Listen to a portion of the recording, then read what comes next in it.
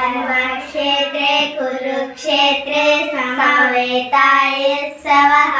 मामकः पाण्डवश्चैव किमकुर्वत सञ्जयः तात्पर्यं ధృతరాష్ట్రుడు సంజయుడితో పలికెను, ఓ సంజయ, ధర్మస్థలమైన కురుక్షేత్రంలో యుద్ధం కోసం సిద్ధంగా ఉన్న నా పుత్రులైన కౌరవులు మరియు పాండు కుమారులైన పాండవులు ఏమి చేస్తున్నారు? సంజయుడు వాచ దృష్ట్వాతు పాండవానీకం వ్యూఢం దుర్యోధనస్తదా ఆచార్యముపసంగమ్య రాజా వచనమబ్రవీత్. సంజయుడు పలికెను, సైనిక, వ్యూహాత్మకంగా నిలిచి ఉన్న పాండవ సైన్యాన్ని చూసిన దుర్యోధనుడు తన గురువు ద్రోణాచార్యుడిని సమీపించి ఈ విధంగా పలికెను. శ్లోకమది పశ్యాంతం పాండుపుత్రాణం ఆచార్య మహాదీశముం వ్యూఢం ద్రుపద పుత్రేణ తవ శిష్యేణ ధీమత. తాత్పర్యం దుర్యోధనుడు ద్రోణాచార్యుడితో పలికెను, ఎంతో ప్రతిభావంతుడైన మీ శిష్యుడు మరియు ద్రుపదుడి కుమారుడైన దృష్టద్యుమ్నుడు చాలా వ్యూహాత్మకంగా ఏర్పాటు చేసిన పాండవుల గొప్ప సైన్యాన్ని చూడండి. శ్లోకం 4 ఆత్రశూర మహేశ్వాసః భీమార్జున సమాయుధి యుయోధానో విరాటచ్చ ద్రుపదచ్చ మహారథః.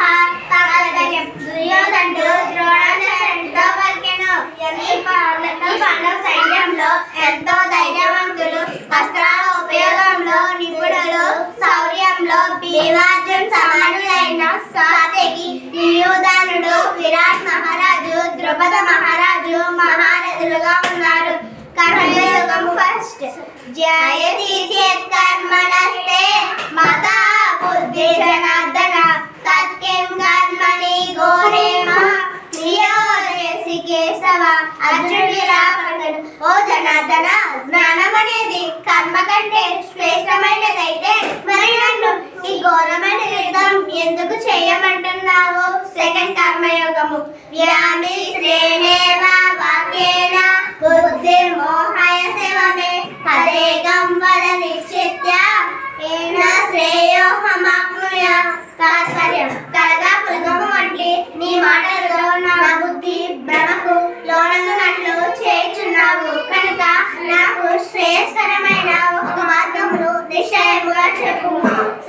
శ్రీ భగవాన్ ఉవాచ లోకస్మిన్ ద్వివిధానిష్ట పురా ప్రోక్త మయా నగ జ్ఞానయోగేన సంఖ్యాన కర్మయోగేన యోగిన. శ్రీ భగవానుడు పలికెను, ఓ పాపరహితుడైన అర్జున, ఈ లోకములు 2 నిష్టలు గలవు. వానిలో సంఖ్య యోగులకు, జ్ఞానయోగం ద్వారా యోగులకు, కర్మయోగము ద్వారా నిష్ట కలుగును. ఫోర్త్ కర్మయోగం.